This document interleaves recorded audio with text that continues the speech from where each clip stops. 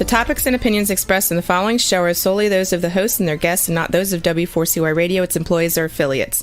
We make no recommendations or endorsements for radio show programs, services, or products mentioned on air or on our web. No liability, explicit or implied, shall be extended to W4CY Radio or its employees or affiliates. Any questions or comments should be directed to those show hosts. Thank you for choosing W4CY Radio. Draw me close to you. Never let me go. And lay it all down again. To hear you say that I'm a friend. Good day. The Almighty Creator desires a deep, personal relationship with you. If you die as an unbeliever, your spirit will live for a very long time as a disembodied ancestor spirit or demon. The Creator has said regarding unbelievers, "Why would I want someone to spend eternity with me when they do not believe I exist?" If you die as a believer without any form of relationship with the Creator, you will end up in the outer darkness, a cold, black, terrible place, with weeping and wailing and gnashing of teeth, your teeth, the trash heap of heaven.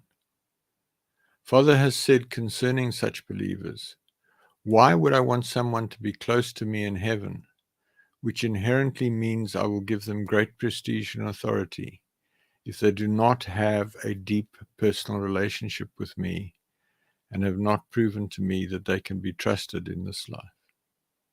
In stark contrast, if you make a real effort to seek relationship with the Almighty, the rewards in the life to come are huge. A glorious resurrected body, great prestige, great authority, and a permanent close relationship with the Creator and with Yahushua, who you may mistakenly know as Jesus. To put this all in context, the Almighty has said, "I created human beings, this planet and this universe, for men and women to be my friends, my companions, to explore and learn and develop together. My greatest grief is that almost no person understands this, let alone seeks such a relationship with me." Today's message is the essence of my message regarding sex, and it's a continuation of last week's message on men and women. So let's look at an overview. Sex is little understood and widely maligned amongst believers in particular. This broadcast will address the fundamentals of sex as intended by the Almighty Creator as a righteous and set-apart act between committed believers in lifetime covenant relationship. Finally, we'll examine the state of your relationship with the Almighty Creator. We will look at the one flesh covenant and then note that women are spiritually and intellectually equal to men, and that men should treat women tenderly and make love considerately. We will then speak about the 7 days of consummation and the fact that there are 7 times more women than men in the body of true believers. And we will then speak about adultery. We will consider families with more than one woman and then discuss the spiritual categories with regard to sex and the age, and thereafter we'll discuss the age of consummation. We'll then discuss divorce and what is forbidden and what is not forbidden. By way of introduction, who am I? James Robertson. I have a doctorate in engineering and I'm a retired military commander. I now work as an IT project manager. I have over 29 years of experience of actively seeking to draw close to the Almighty, following a dramatic encounter with Him on the 12th of March 1993, when He spoke to me audibly in a locked room, and I knew for certain that He was real. I was confirmed in the Anglican Church at the age of 13 and served as an altar boy for a number of years from the age of 19. Eventually, married to an unbeliever, I became disenchanted with the hypocrisy in the church and backslid to a point where I was not even sure that the Almighty existed. In this backslidden state, I embarked on an adulterous affair, which when it ended, left me desperate and suicidal. It was then that the Almighty spoke to me, and I realized that my intellect had gotten me into a right mess, and I chose to serve him faithfully for the rest of my life. In doing this, I applied my deep-seated aversion to failure, born out of an accident in early childhood, coupled to my engineering and military training of rigor and preventing failure, to my seeking of knowledge about Father. This journey led to numerous supernatural experiences, prayers answered, and clear communication with the Creator that forms the basis for what I teach in these programs. What is End Time Issue Ministries? It's the organizational vehicle for delivering my message through email, articles, websites, this radio program, physical books, LinkedIn, Facebook, YouTube, SlideShare, and Twitter. What is this program? The Creator desires a deep personal relationship with you. It represents the essence of my message. See the website www.endtimeissueministries.org for more information. That's www.endtimeissueministries.org. That's End Time Issue Ministries, one word. See also www.relationshipwithcreatorradio.com, the show and podcasts for previous broadcasts, or search on Google for, quote, Relationship with Creator Radio, unquote. There are a number of podcast websites that have the previous items. So we're going to continue with the article 2021-1102, the essence of my message regarding sex. To recap, sex is little understood and widely maligned among believers in particular. This broadcast will address the fundamentals of sex as intended by the Almighty Creator as a righteous and set-apart act between committed believers in lifetime covenant relationship. This article is focused solely on spiritual believers in the Almighty Creator. Elements of it will not make sense to others. In the last broadcast, we talked about sex as a fundamental element of being human. We talked about sexual intercourse as an extremely powerful spiritual act. And we talked about the Virgin's Covenant. To continue, we'll now talk about the One Flesh Covenant. Male semen contains all the elements of blood, and therefore male ejaculation into the vagina of a woman seals a similar covenant relationship to that described last week, albeit somewhat less contractually strong. Where this takes place in conjunction with the giving and taking of virginity, it is particularly strong. At the same time as physical ejaculation of sperm, there is a spiritual ejaculation of the spirit of the man into the woman, such that an unbreakable spiritual bond is formed between the man and woman. This is the one flesh bond. The more times the man ejaculates in the woman, the stronger the bond becomes, until they're so strongly connected that they know each other's thoughts, and there's a massively powerful connection between them. If the man ejaculates in the mouth, vulva, or anus of the woman, a weaker bond is formed. Where the woman is spiritually a virgin, this is a betrothal bond. If she is already joined to another, this is adulterous. Ejaculation elsewhere on the body of the woman forms a weaker one-flesh bond and does not lead to betrothal. When a woman climaxes in contact with a man, a portion of her spirit is likewise ejaculated. If he is in her vagina at the time, then a full-strength bond is formed. Simultaneous orgasm is particularly powerful. If she reaches her climax through manual or oral stimulation or contact with another part of the man, then a weaker bond is formed.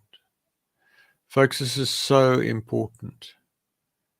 Sex is not some just feel-good thing that you do on the spur of the moment with whoever happens to be around that takes your fancy.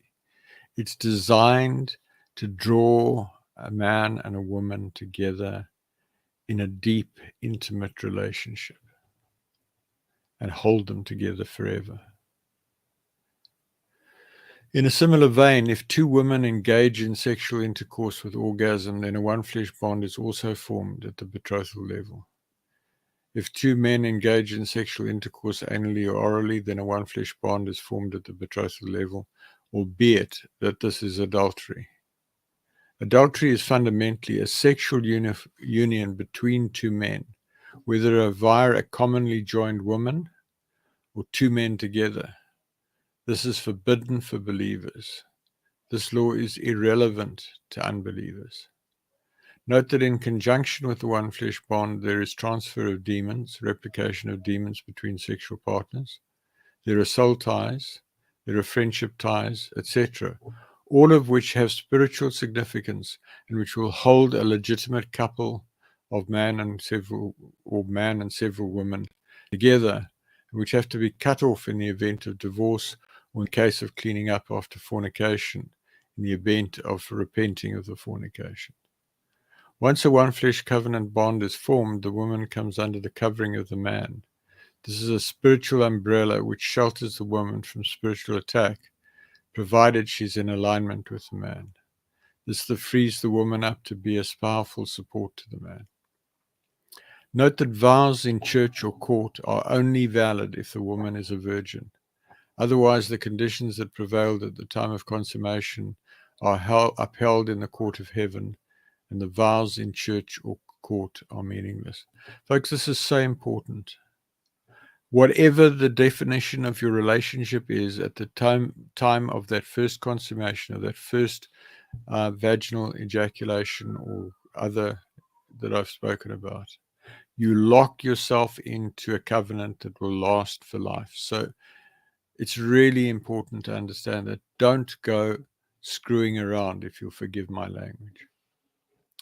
And I want to make the statement that women are spiritually and intellectually equal to men. I have been deeply grieved by recent reports of women in certain countries being forced into marriage against their will, having their education and commercial activity constrained, and generally being treated as second-class citizens. It is vital to understand that for believers in the sight of the Creator, men and women are entirely equal. They simply have different principal roles to play. In particular, they are intellectually equal. In this context, it is vital to understand that there are roughly 7 times more women than men in the body of true believers on earth today, and in high ranks in heaven. See the article 7 Single Women Believers 7 Times Men on the website. See also the article Demographics of the Kingdom of Yah elaboration in the article database or on the website. There's also a page on the website Demographics of the Kingdom. It is entirely possible for a woman to be president, prime minister, chief executive, etc. Women are not second-class citizens, and it grieves Father deeply that some male believers treat women this way. That said, many women choose to align themselves with their man and in support of their man, and this is entirely acceptable and a matter of personal choice. First prize is for man and woman or women to be harmoniously engaged in commercial activity together. It is entirely possible for women to have powerful sexual relationships with other women within a committed covenant relationship. So legal marriage between women is entirely permissible for believers. Marriage between male believers is forbidden. I then want to stress that men should treat women tenderly and make love considerately. There is so much wrong thinking about this. That said, it is appropriate for men to treat women who are joined to them tenderly and make love to them considerately. It is incumbent on the woman to do the same, but the issue is generally a case of men treating women badly, often because they've never been taught how to treat women well. A corollary to this is that where a woman is treated badly, or a woman is contentious or fault-finding, this causes spiritual distress to the man, which is likened in the Bible to rottenness in the bones. So if a woman is treating a man badly, the first place to look is to see whether he is treating her badly. Proverbs 12:4, a worthy woman is a crown to her husband, but a disgraceful wife is as rottenness in his bones. As a general principle, women will respond very favorably to a man who treats them with respect and tenderly. In other words, a gentle man. Men and women in covenant were created to treat one another with respect, intense desire, passion, and tenderness. There is a huge amount of wrong thinking on this topic. And there are certain cultures where this is just so far out of kilter. It's really distressing. And in some cases, they're cultures that claim to be believers. And I want to talk about the 7 days of consummation. Following consummation, there is a 7-day window during which the spiritual realm is particularly supportive of the relationship between the man and the woman, or between two women. During this period, the parties should make love as frequently and intensely as possible. This will result in the strongest possible one-flesh bond and love bond, and will put them in position for a strong, robust, and highly sustainable lifetime union. In such a case, failure of the relationship at a later date is highly unlikely. I just want to come back to the man-woman thing and the man-man thing. Folks, Father has said that it is forbidden for men to be sexually joined to other men, whether through a woman that they both share or whether two men together. There is no difference in Yah's sight between a man having sex with another man and a man having sex with a woman who has already had sex with another man and is one flesh with him. It's the same thing. Don't treat the one as a greater sin than the other, which tends to happen. One of the things that is really, I think, out of line is the extent to which men and women who are in adulterous situations because of their ignorance of the one flesh bond and the principles we're talking about here condemn men who are in sexual relationships with one another. It's the same thing. So if you're going to go around and indulge in serial fornication or otherwise, don't judge men who are basically doing the same thing in a different way. I then want to assert that there are 7 times more women than men in the body of true believers. Depends on the assembly. I've been in an assembly where there are 10 times more women than men. I've been in other assemblies where there are 2 times more women than men. I've been in 1 or 2 assemblies where there are more men than women, but that's the exception. And the assemblies where there are more men than women tend to be very religious and very lifeless. Assemblies where there are a lot of women tend to have much more life in them, much more movement of the spirit. In this context, given that most women cannot share their man, the reality is that believing women should not look for a husband unless Father clearly brings them one. Note also that a woman should only join herself to a man who is closer to Father than she is, which, since there are so many more women close to Father than men, means that most women should remain single. That said, it is important to note that Leviticus 18:22 states, "Do not have sexual relations with a man as one does with a woman. That is detestable." For believers, sex between men is forbidden. There's nothing to say that sex between women in a committed relationship is forbidden. So it is entirely permissible for 2 or more women who are committed believers to establish a family unit in which they have a strong sexual relationship with no man. The modern tendency to equate sexual relationships between women with sexual relationships between men is unfortunately off the mark. As I say, none of this applies if you're not a believer. So if you're not a believer and you're in this type of relationship, don't get upset with me. Father doesn't care what you do. However, if you become to believe, you're going to have to clean up. And that's potentially going to be painful and difficult. Let's talk about adultery, and we've already spoken a bit about this. As noted above, adultery is a sexual union between 2 men, either 2 men joined directly together or 2 men through union with the same woman, or 2 or more men. It results in a spiritual short circuit between the two male bloodlines, and in the case of believers, it's an abomination in the sight of the Creator. Where such adulterous bonds exist, appropriate measures must be taken to repent and clean up and cut the ties that have been formed. See Men and Women and Family, and under that the child page, Separation of Man and Woman, and also see the essence of my message regarding separation of man and woman. In the case of unbelievers, the Creator is entirely indifferent. They can do what they like. Where a woman commits adultery against her man, a spirit of jealousy comes on the man, and he may get bad-tempered and even violent. Folks, I must stress this. There's a huge disconnect in certainly Western society that people take the laws of Yah, the Creator, and try and apply them to unbelievers, and it causes all sorts of problems. Focus, if you're a believer, focus on other believers. Don't focus on unbelievers. Father is actually not interested in the unbelievers. Remember, they don't believe he exists, so why should he worry about them?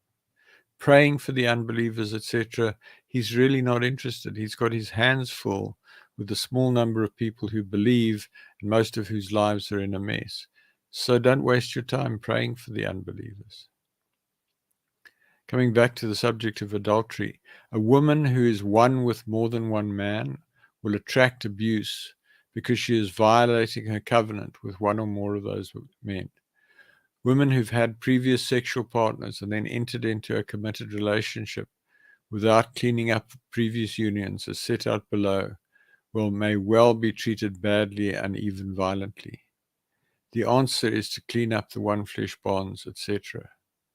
Fornication is random sex with varying partners, and it defeats all the above and leads to spiritual confusion and defeats Yah's intent. It is a gross abomination for believers.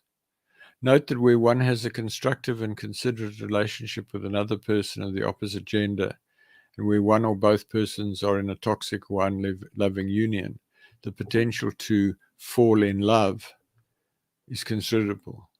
Exercise caution unless you're spiritually in a position where such attraction may legally, in the court of heaven, lead to a lifetime sexual covenant.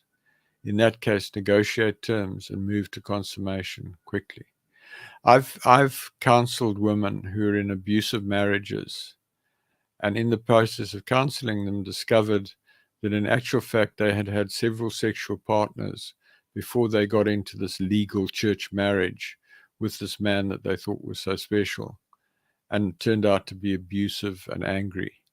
The fact of the matter is that relationship is adulterous, it's corrupt, and that results in a situation where the man regards the woman spiritually, not necessarily consciously, as a harlot, a whore, a prostitute, and therefore treats her badly because he's got a bad opinion of her. The answer to that is cut off all the one flesh bonds with the previous men, clean up the whole thing, and things will come right. Then families with more than one woman are a very contentious subject. Father Yah created human beings with a capacity for one man to covenant with more than one woman. He can take the virginity of more than one woman. Sadly, very few women can handle this today. See the case studies for examples where this has worked. In cases where such families exist, extremely powerful simultaneous orgasms between all partners are possible and desirable. Note that strictly speaking, in terms of overall laws of father, a man taking another woman is not a basis for divorce, although if there is a strong covenant agreement not to take further women, then there may be a basis for divorce. In other words, if at the time the man and woman consummated, the man had never had another woman, the woman had never had another man, it was a virgin's covenant, and they had declared monogamy. In other words, she had said to him, I want to be sure you're not going to take any other woman beside me. And he had said, I'm not going to take any woman beside you. Then if he goes and takes another woman, it's a basis for divorce. At the other end of the spectrum, if he had had multiple sexual partners and possibly had another sexual partner on the side, and they consummate, it's pointless complaining that he has other sexual partners. You covenanted with him in that capacity, even if you didn't know you were doing it. So there's a key piece here about, before you have sex, make sure you understand who you're having sex with, and you only do it on the basis of a commitment to a long-term, lifelong covenant relationship. I want to talk about spiritual categories with regard to sex. There are broadly a number of spiritual categories with regard to sex in the context of believers. And again, I want to stress, I'm just talking believers here. Men and women who gave and received the Virgin's covenant and have never had extraneous sexual congress and who have had powerful, loving sex throughout their union, these families will be very strong and tend to be very prosperous. This happens infrequently. Men and women who entered into covenant after other sexual partners, but who consummated strongly and who have a very strong sexual relationship, also infrequent, but in extreme cases can be strong. See a few of the case studies at the end of this broadcast. And then men and women who engage in fornication with multiple partners. They're constantly looking for what they're missing, and they never really form strong relationships. They will easily enter into new sexual relationships and generally respond favorably to any sexual approach. This is often the case where first sexual encounters were casual with different partners at an early stage. So what this boils down to is, if you kicked off with casual sex on a regular basis, it's very difficult then to come down to a committed covenant lifelong relationship, because you're always looking for something. There's the better orgasm or the better love or the better whatever, and nobody is ever satisfied. And it's so important in regard to sex, and it's really difficult if you're my age and you've had a number of sexual partners, etc., before you learnt about this stuff. But if you have children who are getting into their teenage years, you need to teach them about these things. And then the fourth category is men and women who eschew sex and think it's dirty and who've locked down their sexual desire. These women will react very harshly and negatively to any form of sexual approach. These categories will respond very differently to others who seek to initiate a sexual connection with them. In principle, all believers should be in categories A and B, although many are in category D, and will battle to form a deep covenant relationship. Any form of sexual approach, even at the most basic level, to a category D woman will be harshly rebuffed and may lead to complaints and even legal action. Note that with regard to so-called transgender, the gender that is recognized in heaven is the birth gender of each human being. Transgender is not recognized in heaven. For unbelievers, this is irrelevant. They can do what they like. So one of the things that you'll notice about all these reports of men being taken to court because of so-called abuse of women and what have you, and I'm not saying that they haven't abused women, is that men who, based on the stories, have had many sexual partners only end up with a few of those sexual partners taking them to court. And as I understand it, the reality is that some of the women they had sex with were quite happy to have sex, and some of the women weren't so happy to have sex. And so they responded very differently. Things that the men could get away with one group of women, they couldn't get away with another group. And all of this speaks to, if men and women behaved properly and only had sex when they were locking themselves into a lifetime covenant relationship, none of these things would be issues. Then the age at consummation. Father's original intent was for women to enter into a lifetime covenant at puberty, or certainly the age at which they first became sexually aware, which is generally at puberty. In most countries, this is now illegal and is undesirable because our society has not prepared women to lose their virginity at that age and to move into a lifetime relationship. Google reports that most men and women today lose their virginity at about the age of 17 to 18. The thing to note here is that our society, for the most part, condones loose sex at this age, when young adults' hormones get out of control. The desirable state is firstly that teenagers are educated about the issues discussed here and encouraged and supported to wait until they find a suitable life partner. What I understand to be the ideal situation was described to me by an Orthodox Jewish friend many years ago, when he informed me that in his social setting, when a young man or woman reached the age of strong sexual urges, their parents would evaluate their social circle and look for a young man or woman who they considered as a suitable lifetime mate for their child. Once they had identified someone they considered potentially suitable, they would approach that person's parents, have a discussion, and if both sets of parents considered their teenagers suitably matched, they would arrange for the youngsters to meet and discuss their interests, etc., with a chaperone present. If the young man and young woman both agreed that they could see themselves living with the other, then a wedding would be arranged within a few weeks, and the young couple would consummate and live with one or other set of parents.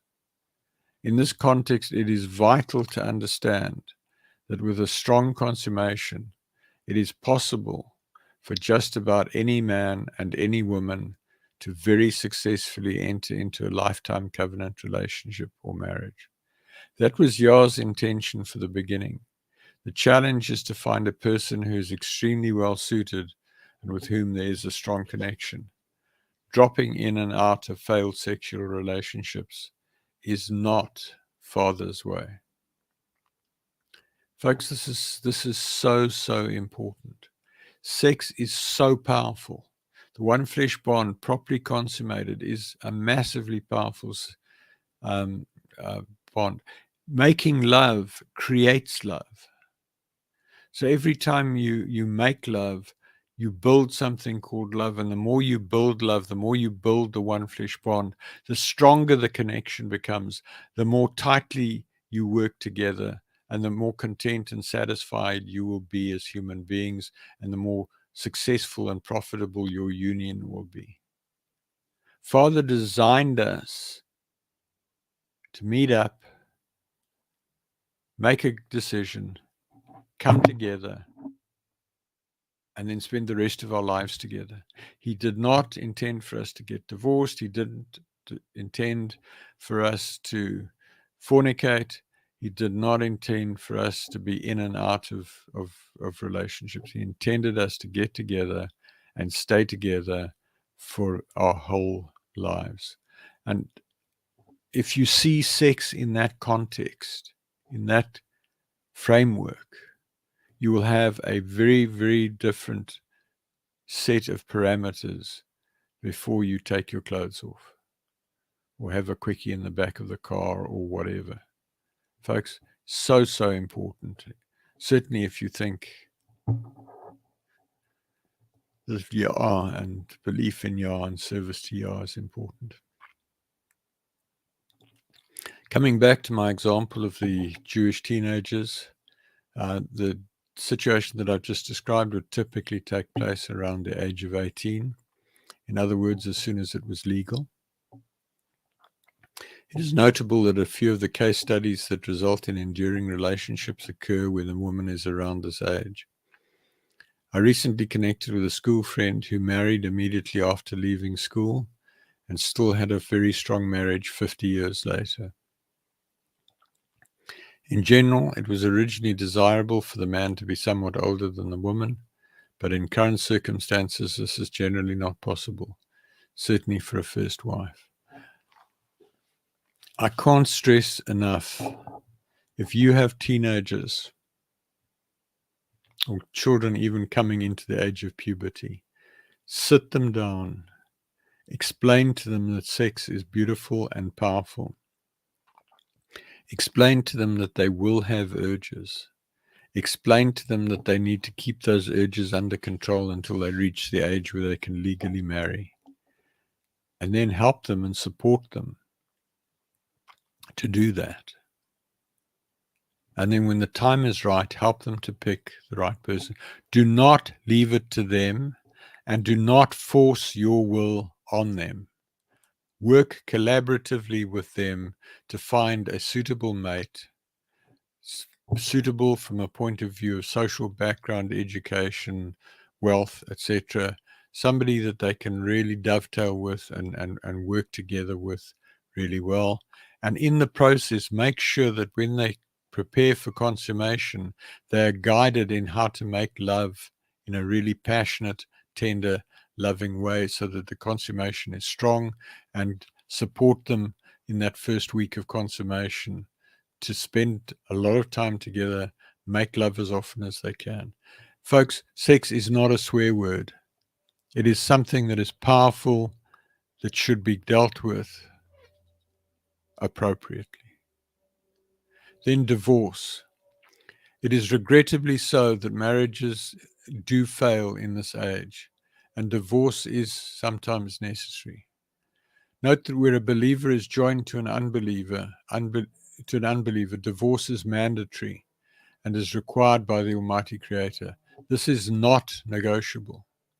It does not matter how good the relationship may be. The only exception is if the unbelieving spouse can be brought to belief fairly quickly. If consummation took place when there were multiple one-flesh bonds and covenant bonds with people who were not part of the union, then separation from the men and women who were illegal is required. If there was a weak consummation, such as a quickie, and then infrequent hasty sex, it is highly likely that the union will be weak, and the probability of the union failing is very high. If there was a strong virgin consummation with strong one-flesh bond and strong 7-day lovemaking after consummation, the union is likely to be very strong and will stand no matter what comes. This is how things are intended to be. If the choice of partner is inappropriate intellectually, socially, etc., this may give rise to problems. So choosing the right partner before first intercourse is really important. I strongly advise that parents are involved to facilitate the right choice, as discussed above, for youngsters who are becoming strongly sexually aware. And I stress facilitate, not force. If you've done everything possible to make your relationship work in terms of this article, and your current husband or wife refuses to work with you and do all necessary to make the relationship work powerfully, there will come a time when Father will condone divorce. I've come to understand that while Yah hates divorce, he will condone it if after all reasonable attempts have been made to save the marriage. Note that if you break off a relationship after significant positive lovemaking, it will be very painful, but provided you're absolutely certain this is the right thing to do, then sweat it out and look for someone else. If divorce or separation is necessary, see the article Essence of My Message regarding separation of man and woman. So what is forbidden? There's a lot of wrong thinking among believers with regard to sex in terms of forbidden acts, etc. The reality is that only certain relationships are forbidden, nothing else. So what is forbidden? Well, sex with animals is forbidden, sex between men is forbidden, and sex by two or more men with the same woman at the same time or at different times is also forbidden. Sex by women with multiple men at the same time or at different times, the corollary to the previous point, is also forbidden. There are other relationships that were forbidden at the time of Moses, but that was a consequence of degradation of human beings, not in terms of a commandment. Breeding between close relatives today frequently leads to DNA or abnormalities and deformities and is therefore forbidden. Generally, this is illegal in most countries. Note that originally the children of Adam and Chava, Eve, had no choice but to marry brothers and sisters, and the children of Noah's sons had no choice but to marry brothers and sisters or first cousins. So while these relationships are now prohibited, they are not prohibited by Yah in the way that the forbidden items listed above, A to D, are prohibited by Yah. So this is really important, folks. There are certain sexual relationships that previously were not forbidden, that are now forbidden. And there are other sexual relationships that have always been forbidden and that will lead to you spending time in hell if you do not repent of them and clean up before you die. It's so important to understand that if you are a believer, when you die, you will be judged. You will come before the judgment seat of Yah. And he will examine your life based on the records that your guardian angel has kept ever since conception. And if you have sin, if you've committed adultery and fornicated and done all these things, even if you did it in ignorance, you will be sent to hell to suffer and pay the price for your unrepented sin. It's really important to clean up your life. Get yourself free of sin. There are a number of articles on the website dealing with this. Get free of sin. It's a fundamental part of being a true believer, that you live your life above sin. You need to understand what sin is and what sin is not. So there are things that people refer to as adultery that are not adultery. There are things that people consider acceptable that are adultery. Really need to work this out. So what is not forbidden? Any sexual act between consenting partners in a lifetime covenant relationship is not forbidden. Masturbation either way, oral sex, fellatio, woman on man, cunnilingus, man or woman on woman, orally sex, man or woman on woman, oral sex is permissible. This is actually desirable as part of the sexual repertoire and can give rise to strong love bonds if done tenderly. Anal penetration of the woman or stimulation of either anally is permissible. It's up to each partner as an aesthetic issue. Bondage and similar is not forbidden, but I strongly advise that it is not appropriate in a relationship seeking to serve Father Yah. There's more on this on the article on the website of the same name, sex.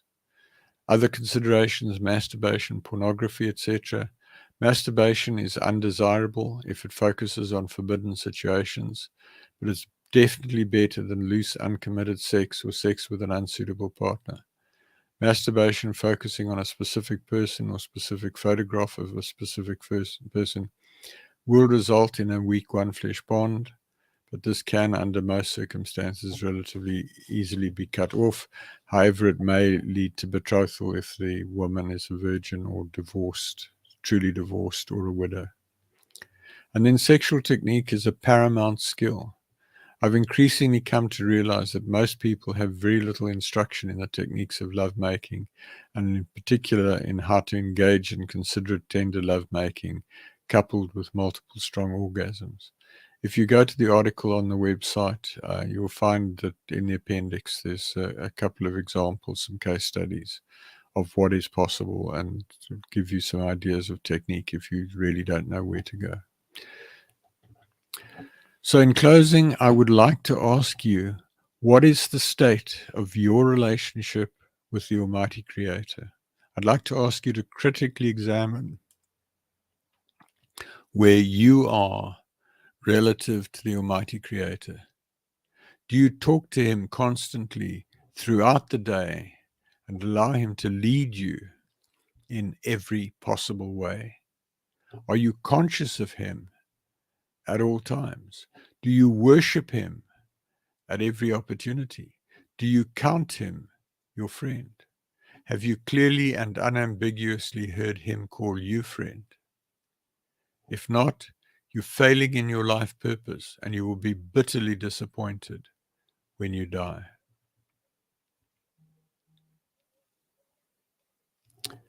If you've never thought it's possible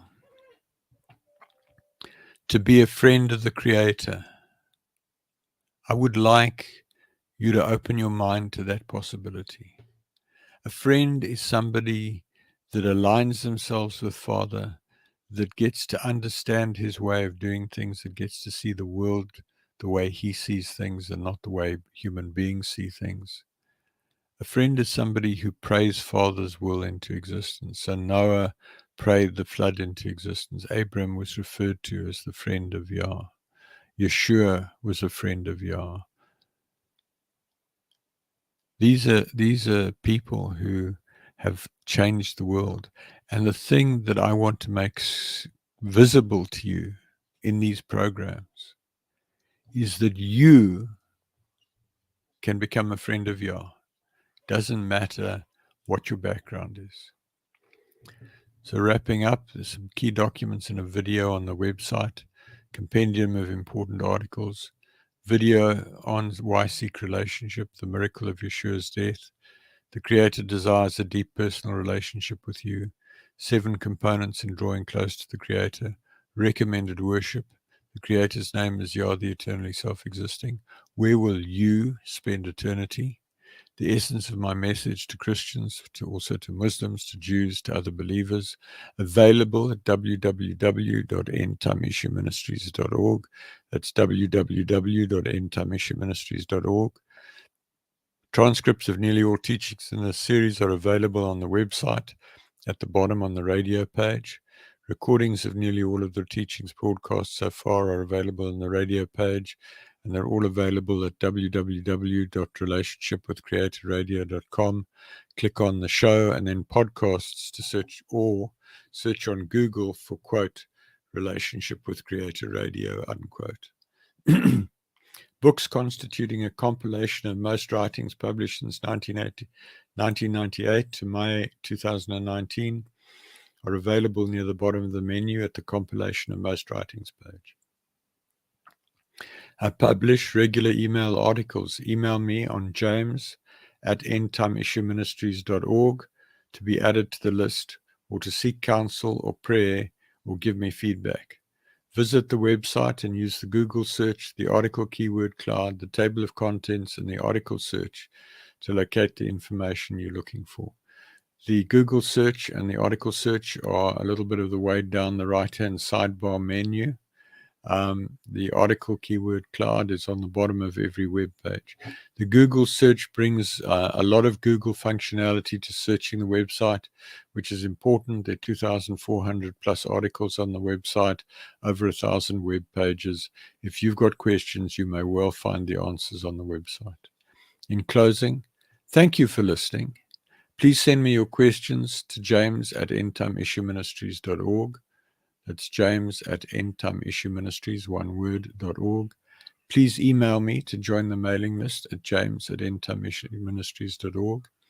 If you decide to draw close to the Almighty, please let me know, and I can connect by Skype, Zoom, email, or telephone so that I can help you with your journey. I hope to connect with you again next week, when I will continue to explore how to become a friend of the Creator. Work with me to make a way for Yeshua to return in victory at the end of the millennium and make his enemies his footstool. I want to wrap up by saying, you can become a friend of Yah. It doesn't matter how old you are or how young you are. It doesn't matter how fat you are or how thin you are. It doesn't matter how well educated you are or poorly educated. It doesn't matter how wealthy you are or how poor you are. It doesn't matter your race, your color, your creed, your tribe, your religion. None of that matters. He wants you to become his friend. And it's up to you. You can make a decision right now and say, Father Yah, I want to become your friend. I don't know how to do it. Please help me to do it. If you go to the website, there's an article, 7 components of drawing close to Yah.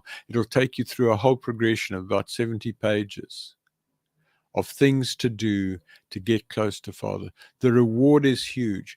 Sit on a high throne for eternity, great prestige, great authority, a magnificent body. It's all there for you if you will decide right now to go and seek to become his friend. He's waiting for you right now. Good night. Father, I come to you.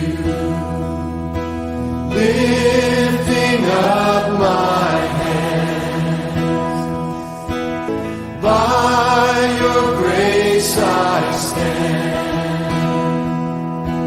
Just because you love me, I know